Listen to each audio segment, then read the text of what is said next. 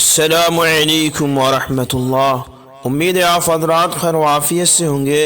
ایک شخص نے سوال پوچھا ہے، کیا یہ واقعہ صحیح حدیث شریف سے ثابت ہے کہ ایک صحابی رسول نے نماز پڑھ کر چکی اپنے گھر کی چلوائی؟ تو آئیے ناظرین کرام، ہم اس حدیث کی تحقیق کر لیتے ہیں کہ آیا یہ واقعہ صحیح ہے یا غلط۔ تو اب میں آپ حضرات کے سامنے ایک فتویٰ رکھتا ہوں جامعہ علامہ محمد یوسف بنوری ٹاؤن کا۔ سوال ہے، ایک صحابی نے نماز کے ذریعے چکی چلوائی، اس واقعے کی تحقیق مطلوب ہے۔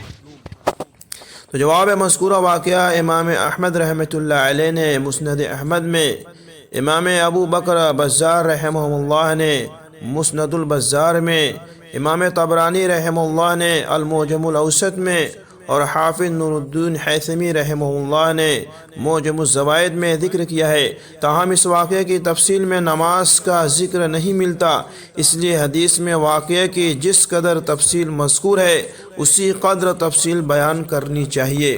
چنانچہ مسند احمد میں ہے، حضرت ابو ہریرہ رضی اللہ تعالی عنہ فرماتے ہیں، ایک شخص اپنے گھر والوں کے پاس آئے، جب انہوں نے دیکھا کہ گھر والے ضرورت مند ہیں تو وہ صحرا کی طرف نکل گئے۔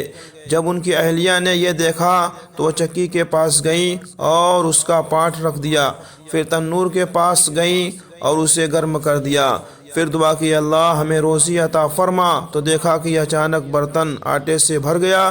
راوی کہتے ہیں تو پھر تنور کے پاس گئیں تو وہ روٹیوں سے بھرا ہوا تھا۔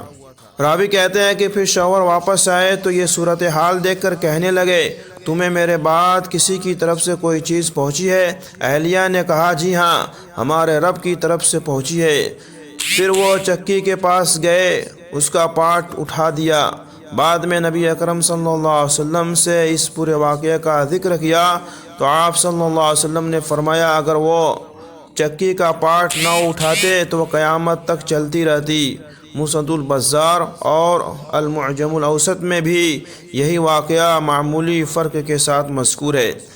حافظ نور الدین حیثمی رحمہ اللہ نے مذکورہ واقعہ کے متعلق لکھتے ہیں، اس واقعے کو امام احمد اور امام بزار رحمہ اللہ نے روایت کیا ہے، اور امام طبرانی رحمہ اللہ نے المعجم الاوسط میں اس جیسی الفاظ سے روایت کیا ہے، اور ان سب کے رجال صحیح کے رجال ہیں، سوائے امام بزار اور امام طبرانی رحمہ اللہ کے شیوخ، وہ دونوں صحیح کے رجال نہیں ہیں، البتہ وہ دونوں ثقہ بھی ہیں۔